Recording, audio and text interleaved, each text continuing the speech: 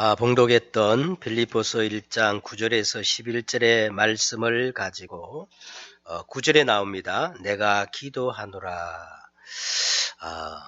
내가 기도하노라. 내가 이렇게 기도한다. 이런 제목으로 하나님의 말씀을 나누도록 하겠습니다. 사도행전을 이제 우리가 좀 자세히 보면 바울에 의해 많은 교회가 이게 세워졌는데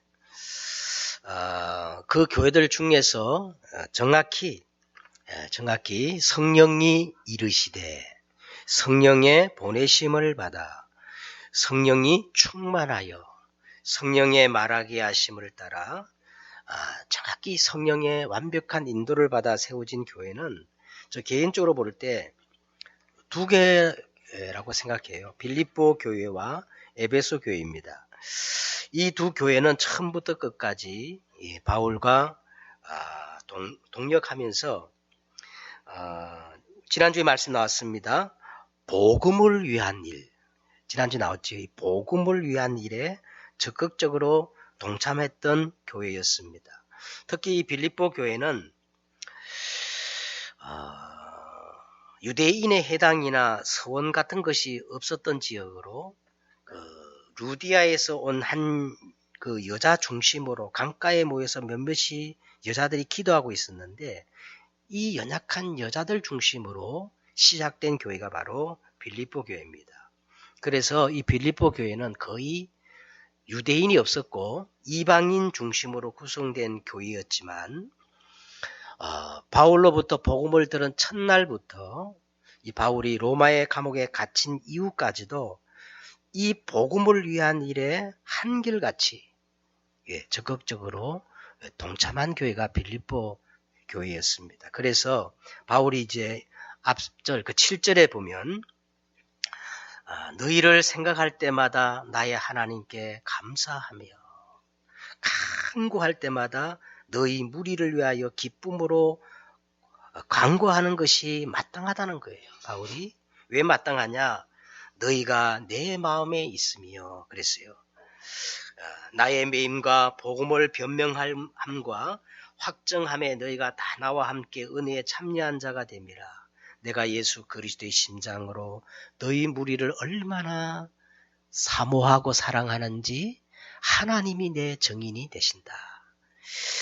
이렇게 8절로 이렇게 기록되어 있습니다.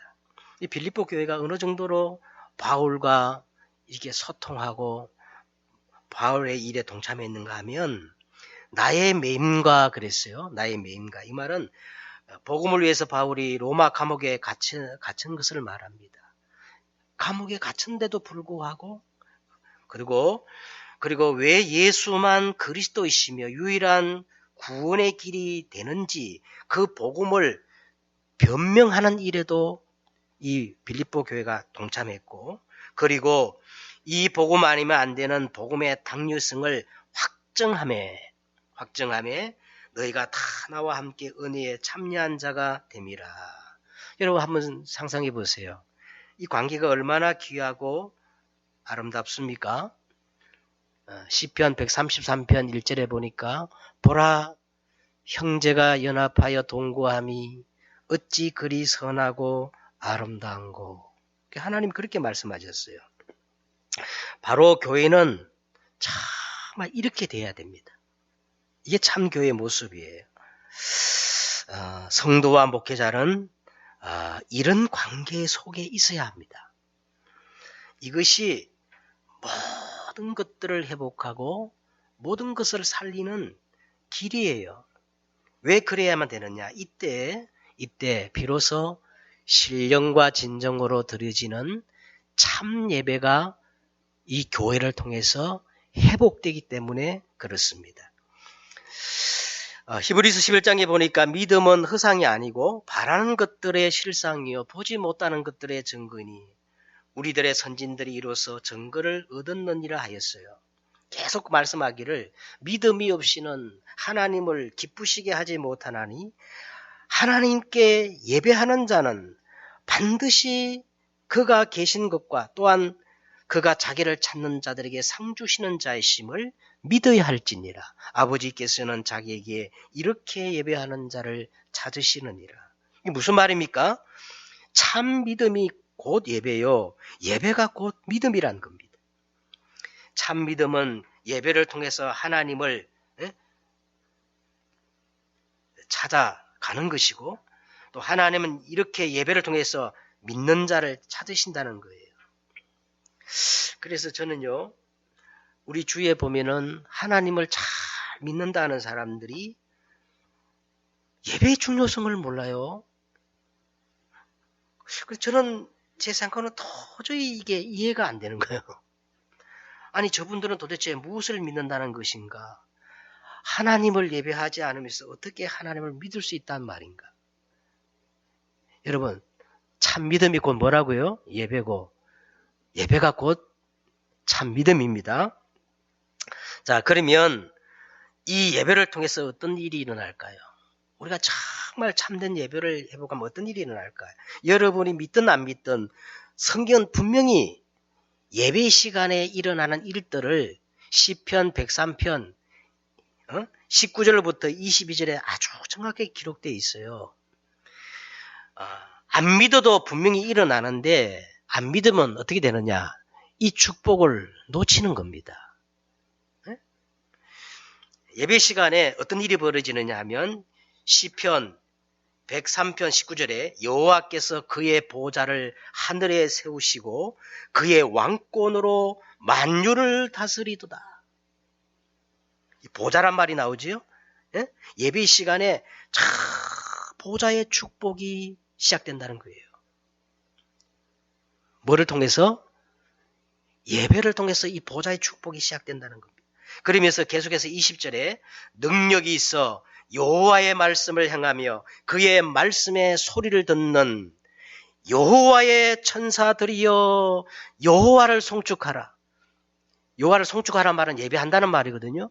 저와 여러분 오늘 예배할 때 우리만 예배하는 게 아니고 우리만 여호와의 말씀을 듣는 게 아니라 능력이 있어 그 여호와의 말씀을 성취하는 하나님의 천사들도 똑같이 하나님의 말씀을 듣고 계신다는 거예요. 왜?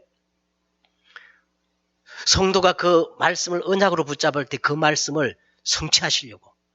응? 그러면서 계속해서 말하기를 뭡니까?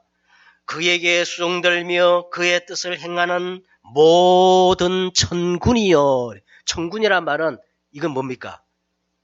천사와 다르지요? 하나님의 군대가 다 준비하고 있다는 거예요. 여호와를 송축하라. 22절에 여호와의 지으심을 받고 그가 다스리는 모든 곳에 있는 너희여 여호와를 송축하라. 내 영혼아, 그래서 여호와를 송축하란 말은 예배하라는 말이에요. 그래서 저는 단언합니다. 예배 드리는 것이 참 믿음이요. 예배보다 앞서가는 그 모든 것들이 우상이다. 이 예배로부터 보좌로부터 시작되는 보좌의 축복, 보좌의 능력, 하나님의 군대, 천군 천사가 동원되어지고 이것들이 동원되면 어떻게 됩니까? 모든 흑암이 무너지는 거예요. 이 땅의 어둠들이 결박되어지는 거예요. 그래서 진실로 우리가 이 캄캄할수록 이 세대가 악할수록 바른 예배를 회복해야 되는 겁니다. 자, 그러면 우리는 이 예배를 통해서 어떤 기도를 해야 할까요? 바울은 다를 마음에 담고 예수 그리스도의 심장으로 사랑하는 빌립보 교회를 향하여 기도할 때마다 생각할 때마다 기도하는데 오늘 이제 본문은 그럼 바울이 기도하는데 어떤 내용을 가지고 기도하느냐 그 기도의 내용이 나와 있는 거거든요. 저는 전부터 오늘 이 본문을 외우고 있습니다. 왜? 오늘 8절로부터 11절의 내용이 너무나 좋고 또 완벽한 기도의 내용이기 때문에 다시 말하면 오늘 지난주도 나왔어요. 지난주 1장 6절에 그리스도의 날까지 이룰 줄 확신한 오늘 또 그리스도의 날이 나오거든요. 그리스도의 날까지 우리가 가는 그 언약의 여정을 지금 말씀하고 있거든요. 언약의 여정. 자, 먼저 오늘 바울은 에베소 교회를 향해서 이렇게 지난주 우리 기도 에베소 1장 10절에 보면 바울이 에베소 교회를 위해서 이렇게 기도합니다. 우리 주 예수 그리스도의 하나님 영광의 아버지께서 지혜와 계시의 영을 우리에게 주사 하나님을 알게 하시고 우리 마음의 눈을 밝히사 그의 부르심의 소망이 무엇이며 성도 안에서 그 기업의 영광의 풍성함이 무엇이며 그의 능력, 힘의 위력으로 역사하심을 따라 믿는 우리에게 베푸신 능력의 지극히 크심이 어떠한 것을 너희로 알게 하시기를 구하노라. 자, 그러면 빌립보에서는 또 어떻게 기도할까요?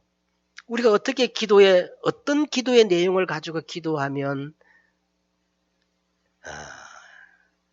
그 성경에서 말하는 완벽한 기도의 내용이 되겠습니까?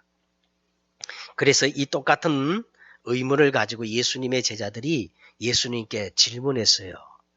자, 요한은 제자들에게 기도의 내용을 가르쳐 줬는데 예수님 우리에게도 기도의 내용을 알려주십시오. 이렇게 말하니까 예수님께서 마태복음 6장에 나옵니다. 너희는 이렇게 기도하라. 어떻게 기도하라고요? 이렇게 기도하라. 그래서 우리 새생명교회 언약 기도문을 보면요. 이 주기도문 형식을 그대로 따랐어요. 왜? 예수님께서 직접 가르쳐준 가장 모델적인 기도의 내용이기 때문에. 그래서 오늘 서론적으로요. 우리가 먼저 내가 기도하노라. 예수님의 그 기도, 가르쳐주신 기도의 내용을 한번 살펴보도록 하겠습니다. 먼저 주기도문을 보면은 하늘에 계신 우리 아버지여 이렇게 시작됩니다. 자, 이게 뭔 말이냐? 하늘에 계신 분이 우리 아버지, 우리는 나는 누구예요? 그분의 뭐가 되는 거죠? 자, 먼저 이 관계가 회복돼야 돼요. 관계가 회복돼. 너희가 악할지라도 좋은 것을 자식에게 줄 줄 알거든. 하물며 너희 하늘 아버지께서 구하는 자에게 좋은 것을 주시지 않겠느냐? 아무리 관계 회복이 안 되면 아무리 소나무 뿌리를 10개를 뽑고 말이죠. 피가 터지도록 기도도 안 되는 겁니다. 그렇잖아요? 먼저 이 관계 회복이 돼야 돼요. 에? 그래서 정확히 말하면 기도란 뭐냐? 이 관계 회복을 통해서 내 신분과 권세를 누리는 게 기도예요. 그 다음에 어떻게 기도합니까? 이름이 거룩히 여김을 받으시오며. 누구의 이름입니까? 이름이라면. 예수 그리스도의 이름은 거룩이란 말은 구별되고 다른 이름이라는 거예요. 자세히 보세요. 성경은 이 기독교라는 것은요. 전부 누구의 이름으로 되어지는 종교예요. 예? 그리스도의 이름으로 되어지는 종교입니다. 우리는 수행이 아니에요. 고행이 아니에요. 지성이면 감천 노력이 아닙니다. 이것은 전부 종교적인 기도지만 우리의 기도는 그리스도의 이름으로 드려지는 거예요.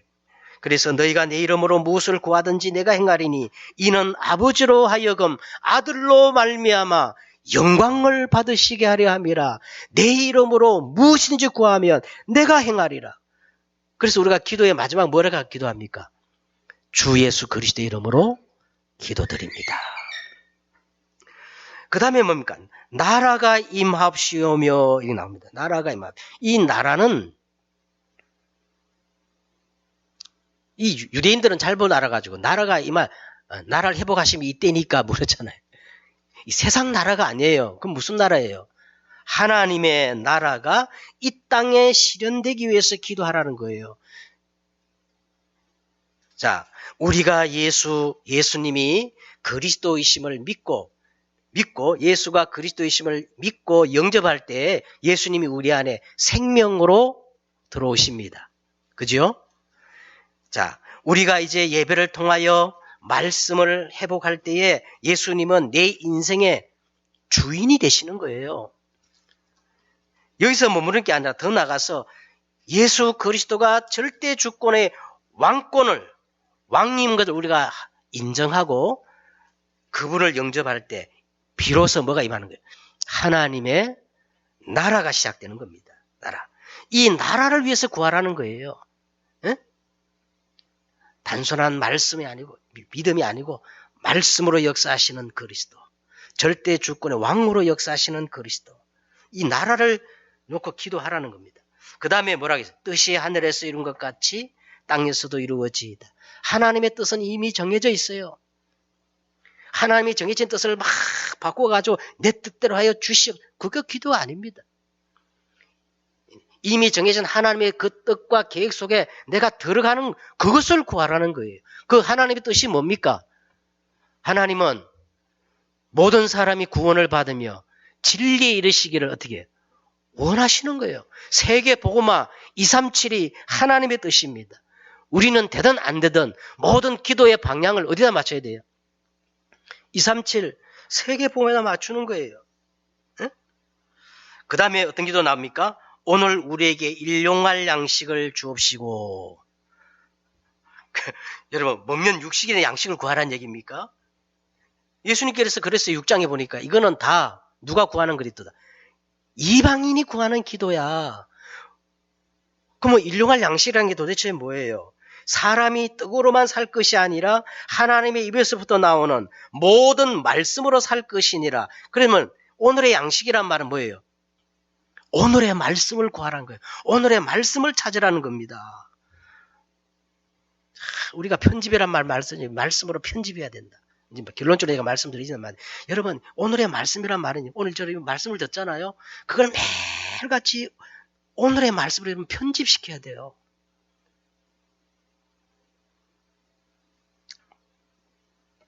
그 다음에 우리가 우리에게 죄 지은 자를 사하여 준 것 같이 우리 죄를 사하여 주옵시고. 이거 보세요.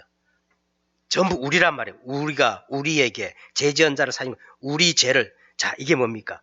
임마누엘을 누리는 기도, 중보기도입니다. 나를 중심으로 우리라는 관계 속에 들어온 모든 것들을 놓고 기도해야 돼요. 예? 우리 나라를 놓고 기도해야 됩니다. 예? 우리 교회를 놓고 기도해야 됩니다. 우리 가정을 놓고 기도해야 돼요. 우리라는 관계 속에 다 있는 것들을 놓고 우리가 중보 기도해야 되는 거예요. 그 다음에 다만 악에서 구하소서. 성경에서 말할 때는 이 악이란 말은 단순한 악이 아니고 여기에는요 인격이 있어요. 악의 세력을 얘기하는 거예요. 그게 누구예요? 예? 영적 세력입니다. 그 다음에 적극적으로 영적 싸움을 싸우라는 거예요. 예? 예. 참 복음은 여러분 색깔이 없습니다. 참 복음에는 이념이 없어요. 만약에 여러분 복음 이념이 우리가 딱 선입감이나 이념이 있다면 어떻게 237 5천 종조 빈 곳을 바라보고 기도할 수 있겠어요? 진짜 우리의 싸움은 혈과 육에 대한 싸움이 아니고 누구의 싸움입니까? 통치자들과 권세자들과 이 세상 어둠을 주관하고 하늘의 악한 영을 동원해가지고 역사하는 요한계시록 12장 나옵니다. 참 붉은요. 인간 모든 문제의 원인을 정한 옛배. 그리고 뭡니까? 에? 사단이라고도 하고 마귀라고 하며 온 천하를 깨는 자. 그 다음에 그 사자들, 악령 귀신들, 밤낮 참수하는 이 흑암의 세력과 음부의 권세와 싸우라는 겁니다. 에? 이미 그 권세를 우리에게 주셨다는 거예요. 주셨다는 거예요. 자, 그 다음에 마지막으로 뭡니까? 나라와 권세와 영광이 하나님께 영원히 있사옵게. 하나님의 영광을 위해서 기도하라. 그래서 아멘. 이게 예수님께서 우리에게 가르쳐주신 기도입니다. 자, 그러면 오늘 보세요. 구체적으로 자 바울의 기도의 내용입니다. 자세히 보면은 에베소 교회 그 기도 내용과 본질적으로 똑같아요. 똑같은데 자 어떤 기도 내용이냐? 저 이렇게 시작합니다. 자 너희 사랑을 그랬어요. 자, 너희 사랑을 내가 예수 그리스도의 심장으로 너희 무리를 얼마나 사모하는지 하나님이 내 증인이시다. 내가 얼만큼 너희를 위해서 기도하는지 하나님이 내 증인이시다. 그래서 내가 기도하노라 하면서 가장 먼저 나오는 게 뭐였죠? 너희 사랑을, 너희 사랑이 그랬어요. 이 사랑이라고 했는데 저는 이것을 다른 말로 표현합니다. 복음이라 해도 무방합니다. 왜냐? 하나님이 우리를 이처럼 사랑하신 것이 복음이기 때문에 그래요. 그래서 복음이 곧 사랑이에요. 저는 어떤 때 이런 생각했어요. 천국 가면 네가 얼마나 전도했느냐 그렇게 묻지 않고 하나님이 이렇게 물으실 것 같아. 네가 얼마나 주위 사람을 사랑했느냐. 그게 결국 전도거든요. 안 그래요? 그러니까 다른 성경에 보니까 이걸 복음으로 표현했다고. 너희 복음을. 이게 기반이 돼야 돼요. 네? 복음을. 하나님이 세상을 이처럼 사랑하사 독생자를 주셨으니 이는 저를 믿는 자마다 멸망치 않고 영생을 얻게 하려. 이게 복음이거든요. 우리가 아직 죄인 되었을 때 그리스도께서 우리를 위하여 십자가에 죽으심으로 하나님께서 우리에 대한 자기의 사랑을 어떻게 해요? 확정하셨느니라. 이게 복음이거든요. 자, 그러면 이 복음을 어떻게 해야 되느냐? 두 번째는 지식과 그랬어요. 헬라어로 이 지식을 에피그노시스라고 해요. 에피그노시스. 다시 말하면 분명하게, 확실하게, 정확히 깨달아 아는 것입니다. 깨달아 아는 것. 이 지식적으로 아는 게 아니라 체험적으로 깨달아 아는 것을 지식이라 그래요. 지식.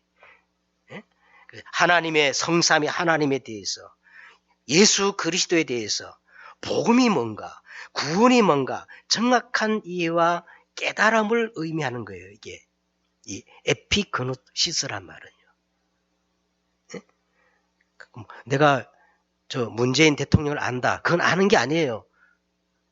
뉴스를 통해서 아는 것이.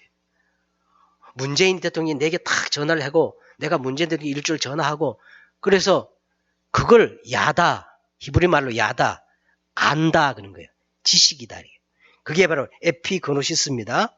이렇게 아는 것을 의미하는 겁니다. 그 다음에 뭐예요? 모든 총명으로 그랬어요. 총명. 분별할 수 있는 지각, 통찰력, 무엇이 바르고 거짓된 것을 분명히 알 수 있는 이 분별력. 다른 말로 뭐라 그랬냐면 지혜입니다. 총명의 다른 말이 뭐라고요? 지혜, 지혜. 에? 자, 그러면 이건 어디서 오느냐? 이건 어디서 오느냐? 이걸 주기 위해서 하나님이 보내신 분이 계셔요. 그분이 누구예요? 지혜와 계시의 영, 보혜사, 성령님이십니다. 자, 이걸 기반으로 이제 보세요. 점점 더 풍성하게 하사. 그랬어요. 점점 더 풍성하게 해서.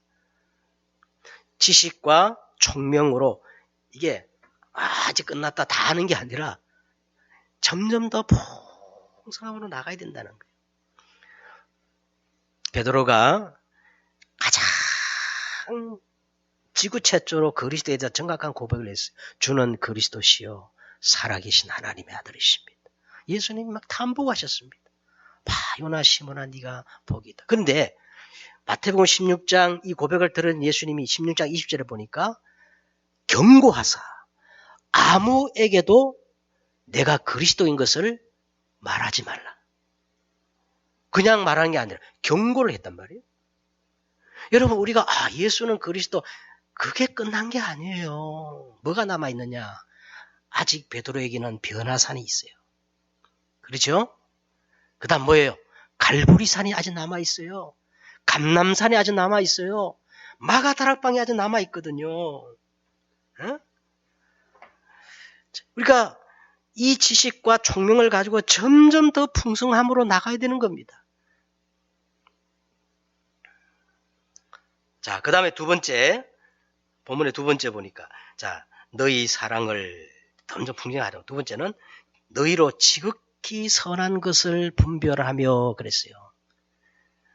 너희로 지극히 선한 것을, 뭐 세상 사람들이 그래요. 세상 사람들이 그래. 제가 한번 전도 현장에 갔더니 어떤 사람이 뭐 어쩐 아주 돌을 많이 닦는 사람이 그러더라고. 이 세상에는 세 가지 종류의 사람이 있다가 안 했냐 그러더라고. 그래서 내가 안다 그랬어요. 뭐냐 그러니까 빨리 없어져야 될 사람이 있고 있어라 마나 한 사람이 있고 꼭 필요한 사람이 있다 했더니 이 사람이 막 탐복을 하면서 그걸 어떻게 알았냐 그러더니 맞습니다. 상식 이하의 사람들은요 빨리 없어져야 돼. 그 다음에 상식적인 사람이 있어요. 양심적이고 경구 바르고 막 논리를 가지고 막 따지기를 좋아하는 그 사람은 사실 그런 사람도 있으나 마나한 사람 있어도 되고 없어도 되고 별 중요한 사람이 아니에요. 근데 꼭 필요한 사람 상식 이상의 사람이 있어요. 그게 바로 어떤 사람이냐 오늘 지극히 선한 것을 분별할 줄 아는 사람. 단순히 윤리 도덕이 아닙니다. 옳고 그름의 차원이 아니에요. 지극히 선한 것을 분별할 수 있는 이 통찰력. 다른 말로 말해볼까요? 성경적으로 절대 이유를 가진 사람. 절대 이유를 가진 사람. CBS 새롭게 하소서라는 이번 주간에 제가 그 프로 간증을 듣게 되었습니다. 캐나다 이 3,000명이나 캐나다 이민 목회하는 분이 3,000명이나 하면 얼마나 큰 교회겠어요. 캐나다에서 우리 한인인 3,000명이 모인대. 그 3,000명이 모이는 큰빛 교회 원로 목사님이신 임현수 목사님의 간증을 듣게 되었습니다. 이 임현수 목사님이 30년 동안 북한 선교를 이렇게 하시는 목사님인데 북한에 무려 30년 동안 150번을 북한에 직접 방문해가지고 그분이 그래요. 그냥 다 빼놓고 이렇게 계산되는 것만도 550억의 그 물질을 북한에다 지원을 하셨답니다. 그렇게 30년 동안 북한에서 극히 북한을 자극할 수 있는 모든 행동을 이렇게 철저히 안 했는데 동행했던 어느 장로님이 몰래 이 핸드폰으로 말이죠. 그 촬영을 한가 봐. 몰래 촬영을 해가지고 그 동영상을 이 SNS에 올리는 바람에 이거 김정은 이게 어떻게 보고가 된가 봐요. 그래가지고 2015년 뉴스에 나왔잖아요. 2015년 1월 28일에 북한을 그때도 방문했는데 예고 없이 체포돼가지고 처음에 사형 선고를 받았다가 종신노동 교화형을 받아가지고 2년 7개월 정확히 949일 동안 북한 감옥에 감금돼가지고 온갖 그 고초를 받다가 이제 한국 정부에 의해서 석방된 게 아닙니다. 미국과 캐나다의 그 정부의 노력으로 이렇게 석방이 됐어요. 구치소에서 이제 감옥으로 넘겨지는 날 막 벌레가 우글거리는 그 감방에 이제는 종신형을 받았으니까 절망적인 그 상황에서 이 선을 악으로 갚는 저 북한 사람에 대해서만 너무 분통하고 막 화가 치밀고 억울하더라. 그런데 그 순간에 히브리서 3장 1절 믿음의 주여 온전케 하시는 예수를 깊이 생각하라는 이 말씀이 딱 떠오르더래. 그래가지고 그 말씀을 이렇게 생각하면서 그리스도의 십자가를 생각했대.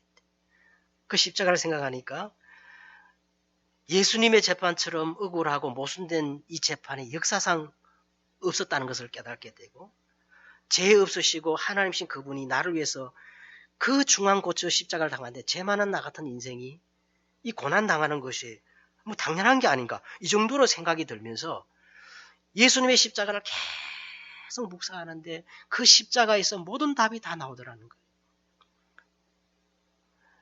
마찬가지입니다. 여러분 갈보리 십자가에서 모든 답이 다 나와야 되고 거기서 시작돼야 됩니다. 이분이 그 경험을 했다는 거예요. 그 순간 그렇게 억울하고 막 분통이 터지고 절망적인 그 엄청난 중압감이 안개처럼 이렇게 사라지더라는 겁니다. 그러면서 이 목사님이 하시는 말씀이 지금 내가 이 말하는 것이 사람들이 절대 안 믿을 것이다. 그러면서 말하는 거예요. 북한의 감옥은 내 인생에서 가장 비교할 수만 없을 만한 고통의 장소였지만 이 교화 종신형을 받은 사람들은요 1, 2년 안에 다 죽어서 나온대요. 근데 자기는 그보다 좋은 환경인데도 2개월 만에 막 아무것도 못할 정도로 다 쓰러졌다. 막 손이 다 까지고 발에 막 동상이 오고. 자, 그런데 그 시간이 내 생에 있어서 제일 축복의 시간이라고 이렇게 고백을 하는 겁니다. 하나님을 정말 0점에서 만나는 시간표가 되었고, 모든 것이 성숙해졌고, 내 안에 있는 모든 불순물이 빠지는 시간이 되었고, 자기가 거기서 생각해 보니까 자기는 종교 배우에 불과했다는 겁니다. 종교 배우에 불과했. 그래서 어느 순간에 자기가 그 캐나다 목회 할 때 자기가 그 영적 상태를 깨닫고 이제 내가 한 6개월 조금 이제 휴가를 받아가지고 사막 가운데 수도원에 들어가서 영성을 회복해야 되겠다 그렇게 싶었는데 몇 년이 지나도 그게 실천이 안 됐는데 이분이 그래요. 북한의 이 감옥이 거의 완벽한 하나님을 만나는 나의 수도원이었다. 오직이 무엇임을 내가 알게 되었고 그리스도와 동행하는 삶이 무엇인가를 알게 되었고 24시 하나님을 의식하고 누리는 것이 뭔가를 알게 되었고 기도를 새롭게 배우게 되었고 다 그러니까 막 최고의 축복의 순간이었다는 거예요. 실제로 이분이 그 다른 사람들은 막 트라우마에 막 이고 막 잠을 막 악몽을 꾸잖아요. 그런 게 일절 없었다는 거예요.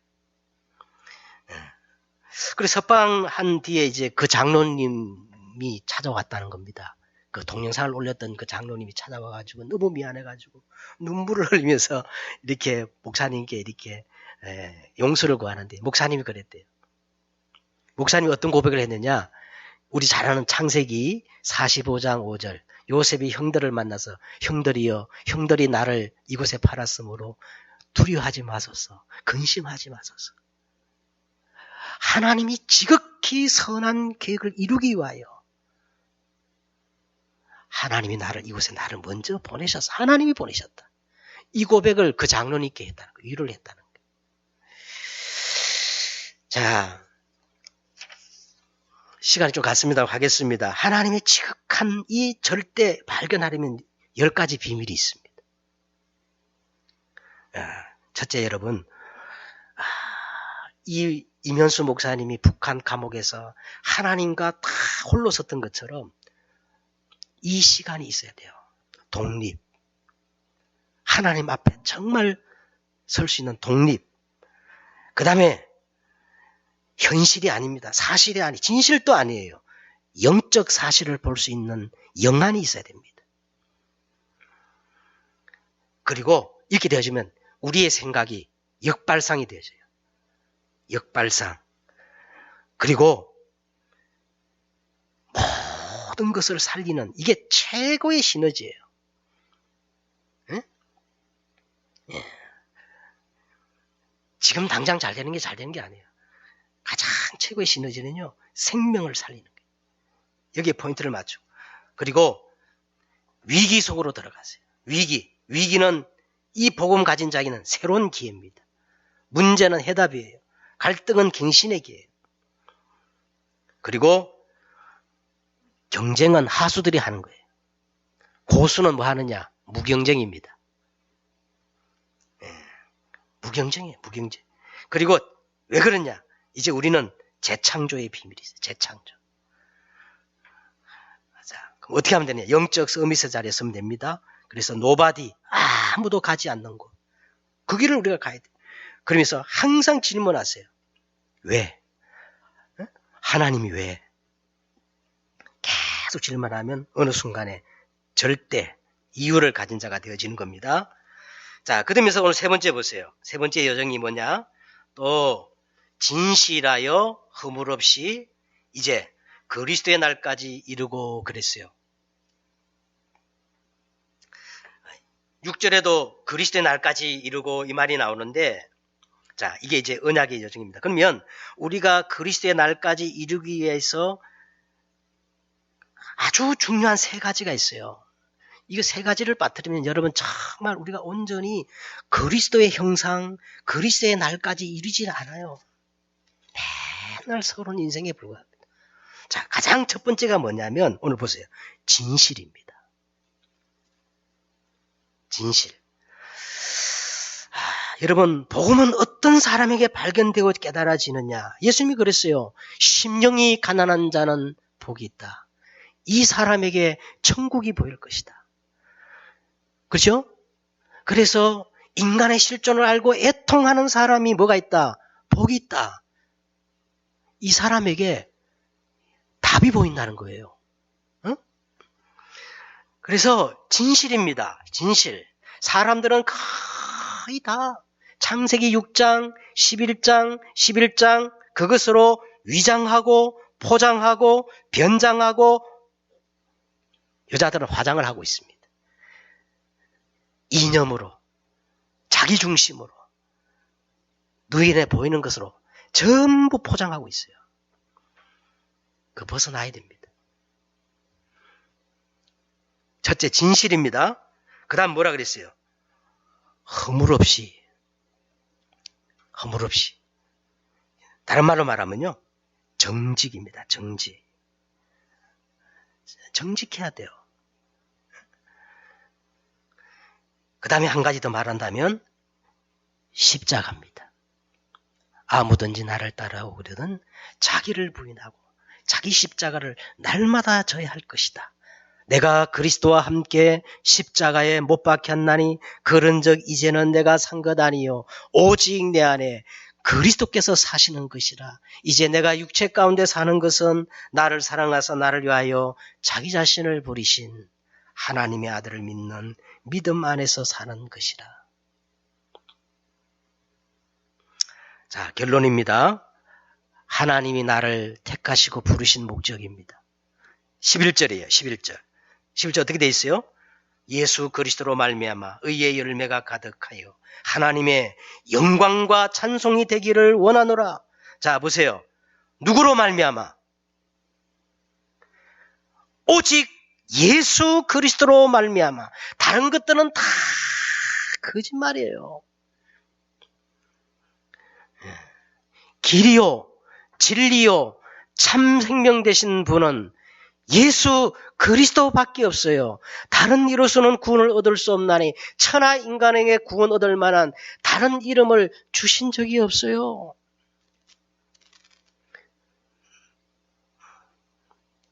이 말을 들으면 기분 나쁜 사람이 있겠지만 그리스도, 예수 그리스도로 말미암지고는 다 틀린 길이에요. 예수님은 심지어 어떻게 말했냐? 절도요, 도적이요, 강도라 그랬어요.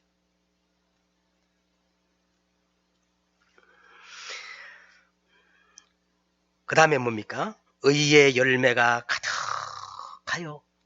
자, 이건 성령의 9가지 열매를 얘기하는데 다시 말하면요. 흐름을 바꿀 수 있는 9가지 비밀입니다. 9가지 비밀 아시죠? 네? 자, 하나님의 영광과 찬송이 되어지기를 원하노라.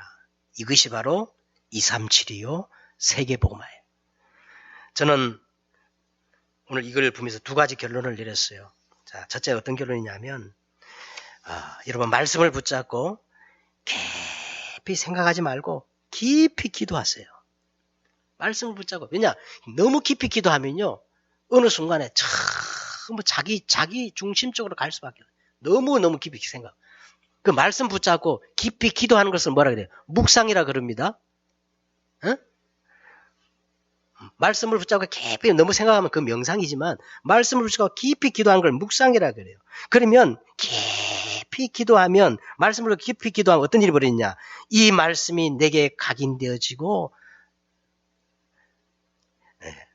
나를 편집시킵니다. 오늘의 말씀으로. 자, 이 말씀을 붙잡고 이 편집된 것을 가지고 이제 기도로 뿌리를 내리면요. 내 인생이 설계되는 거예요. 설계가 나오는. 그리고 정인, 거기에 나오는 응답을 가지고 정인, 이 정인으로 체질되면 이제는 현장이 계속 디자인되는 거예요. 디자인. 자, 오늘 여러분 이 요절을 한번 말씀을 몇 번 읽어보세요. 오늘 성경은 전체적으로 이걸 얘기하는 겁니다. 지식과 총명으로 점점 더 풍성해지라는 말은 계속 말씀을 가지고 편집하라는 거예요. 자, 이것이 되어지면 어떤 결론이 나옵니까?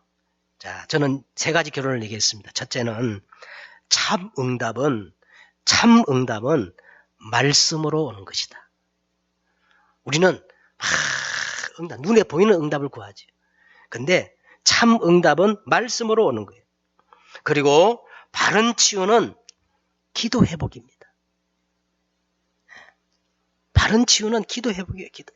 그리고 참 능력은 하나님의 영광과 찬송이 되어지는 237 세계복음화입니다.